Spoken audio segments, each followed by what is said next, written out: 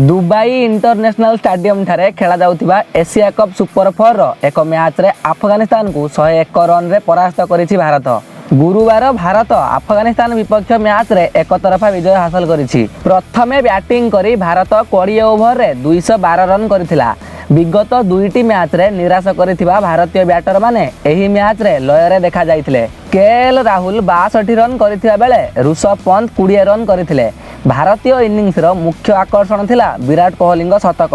से मात्र 60 बॉल रे 122 रन करिथिले। द्वितीय पाली रे अफगानिस्तान 213 रन रो विशाल लक्ष्य को पीछा करी 20 ओवर रे 8 विकेट हराई 111 रन करी परास्त होईछि। अफगानिस्तान पक्षरु इब्राहिम 59 बॉल रे 64 रन करिथिबा बेले रशीद खान 19 बॉल रे 15 रन और मुजीबुर रहमान 13 बॉल रे 18 रन करिथिले। अन्य पटे भारत पक्षरु दमदार बॉलिंग देखिबाकू मिलिथिला।